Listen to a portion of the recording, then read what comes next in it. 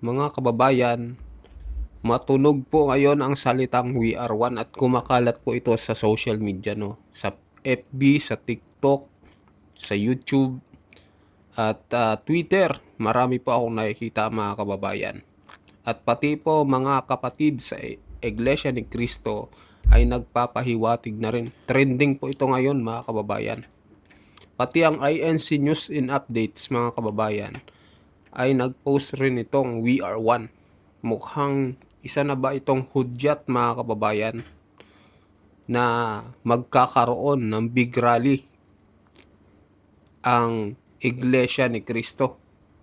Nako, maraming mga kapatid ang nagko-comment dito sa INC News and Updates na hinihintay lang daw nila ang hudyat ng pamamahala. Nako, mga kababayan, yari na nito ang itong gobyerno na grabe ang korap dito sa Pilipinas. Itong mga namiminuno dito sa Pilipinas na talagang ganid sa kapangyarihan, mga kababayan. Kahit yung mga katulad nila Senador Marcoleta na nilalabanan lang itong korupsyon, ay siya pa ang bibigyan ng warrant of arrest. Kaya siguro ito naglabas na po ang INC News and Updates ng We Are One. Panoorin nyo, mga kababayan, itong post ng INC News and Updates.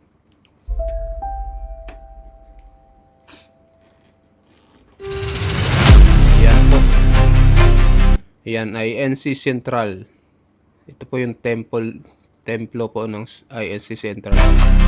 Yan, sabi dito, so that there should be no division in the body, but that its parts should have equal concern for each other. Ayan, 1 Corinthians 12:25-27. Ito naman sa Cabanatuan City.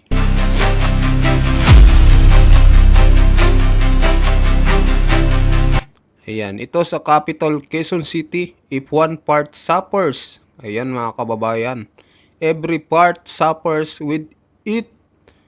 If one part is honored, every part rejoices with it. Ayan, 1 Corinthians 12:25-27.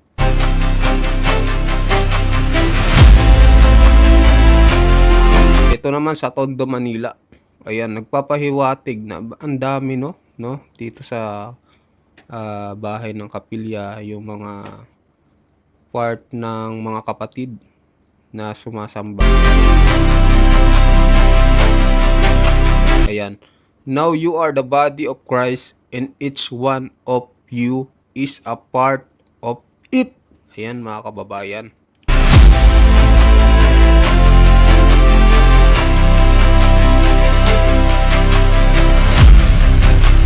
Ito naman sa Philippine Arena, mga kababayan. Ayan. Nakakakilabot, no? Kung gaano kadami. Ayan. We are one. Diba? So dito naman magbabasa tayo ng comment. Sabi dito ni Alana Hons, kaisa palaging nakikipagkaisa at nagkakaisang palagi. Ayan. Hindi ito dapat tinatapatan, kundi tularan sa pagiging isa sa paglingap sa kapwa. Tularan sa pagiging isa sa panawagan sa kung ano ba ang tama. Tularan sa pagiging isa sa paglalantad ng katotohanan. We are one, walang dapat tapatan, ang dapat ay tularan. Ayan. So naglabas dito ng hinanakit yung mga kapatid, no, na patungkol nga dito sa nangyayari sa ating bansa. Parang wala nang hustisya na nangyayari, mga kababayan. Yung mali, ginagawang tama nitong gobyerno na ito, na talagang parang wala silang kinakatakutan, mga kababayan. Tapos ito pa, MBRBPG, we feel as one, we stand as one. Sabi naman ni Francis Sumalpong, ano man po ang sasabihin, susunod ng buong puso, kaisa ako. Si Chester Sangalang Kulala, ano man po ang mangyari, kaisa po kami ng pamamahala at ng buong iglesia. Ayan po. Alexander S. Handa, mangyari na mangyari sa buhay at kamatayan, kaisa kami ng pamamahala. #We are one. Ayan. Sabi naman ni Nick Reble B. Virano, sakit ng kalingkingan, ramdam ng buong katawan dahil kami ay nasa iisang katawan. Ayan. We are one. The voice of the people is the voice of God. Ayan. Sabi naman ni Ngob Cross, ilantad ang katiwalian. Ayan mga kababayan. Sabi naman dito ni Chi Pangan, pag inapi ang isa,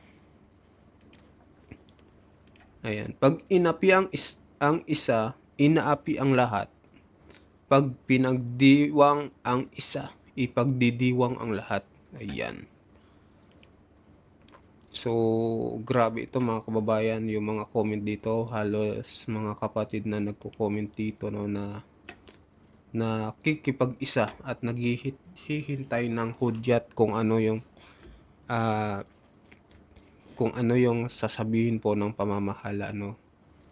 Ayan po yung dito mga kababayan, yung mga comment dito. Palagi pong kaisa. Ayan, kaisa po kami. So, yun po mga kababayan, no. Talagang trending itong We Are One na ito. At ito rin, kumakalat din po ito. Ayan. We are one, mangyari na mangyari sa buhay at kamatayan, kaisa kami ng pamamahala. Ayan. 1 Corinto 12:25-27, upang hindi magkaroon ng pagkakabahabahagi sa katawan, kundi ang mga sangkap ay may parehong pag-aalala sa isa't isa. Kung nagdurusa ang isang sangkap, ang lahat ng sangkap ay nakikidalamhati rito. Kung pinaparangalan ng isang sangkap, ng lahat ng sangkap ay nakikigalak.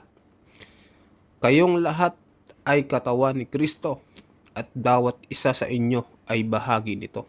Ayan, kapatid na Eduardo B. Manalo mga kababayan. Trending po ito ngayon at ayan po mga kapatid din nagko-comment dito. Ayan, anuman ang pasya ng pamamahala, susunod kami dahil yon ang kalooban ng Ama. Kaisa sa pag-uusig kay Kristo. Ayan. Sabi ni Arthur Lulong Gumiti, loko to Ayan. Binash ka tuloy. Sabi ni kayo ang mang-uusig. Ayan. Totoo.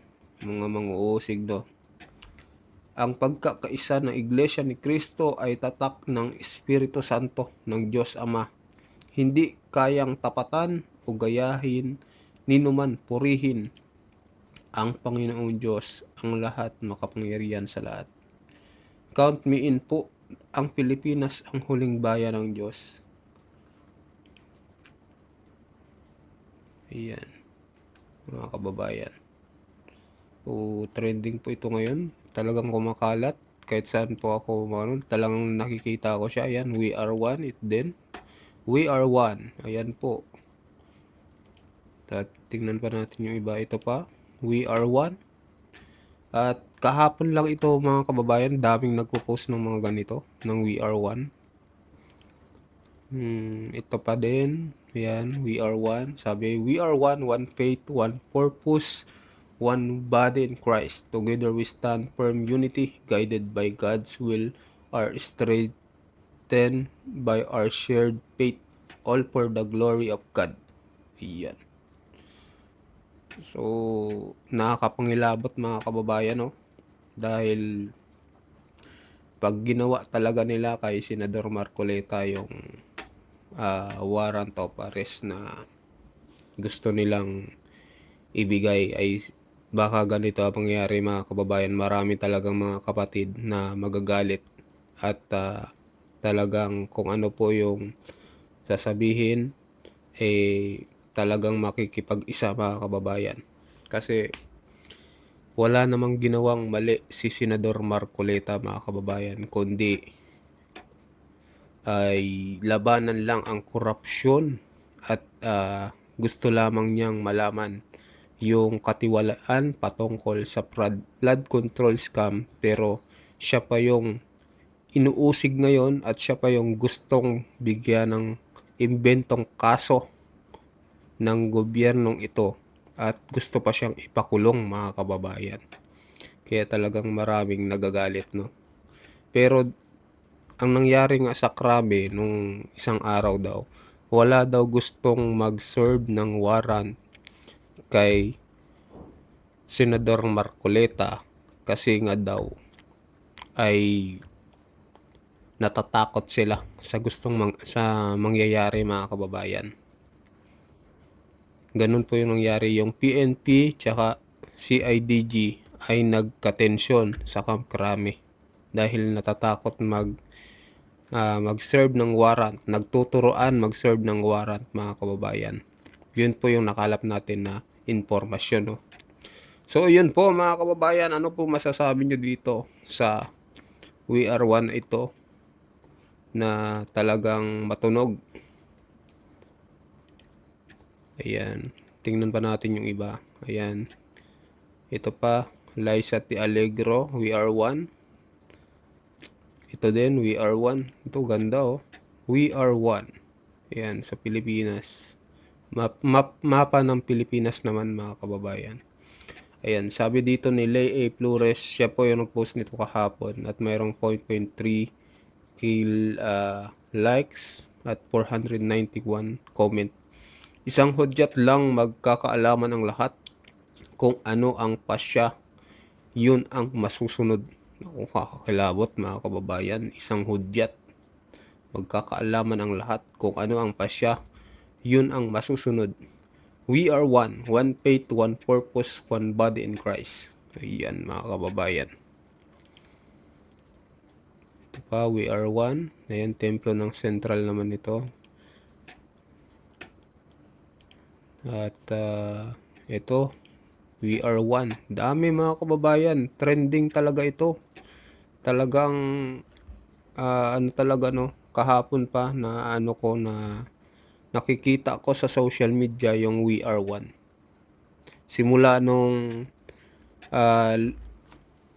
sinabi ni Senador Marcoleta, no, na may gustong ay ibibigay na daw sa kanya yung warrant of arrest anumang oras at pwede na siyang arestuhin anumang oras, ay ito, kumalat na po itong salita na We Are One, mga kababayan. Siguro ay galit na po yung ibang mga kaanib sa Iglesia ni Cristo dahil sa pinagagawa nito ng government. Ayan.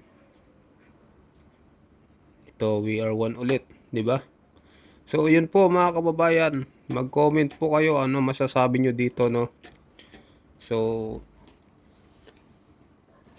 kung ano po ang kalooban ng Diyos, mga kababayan, no? Kung mangyayari at mangyayari talaga ito, mga kababayan, eh, talagang mangyayari ito. So, ayun po, mag-comment kayo, mag-like at mag-subscribe sa ating video at sa mga bagong pasok dyan. Pa-subscribe din po, mga kababayan, ng ating channel. Maraming salamat po sa inyong lahat. Hanggang dito na lamang po.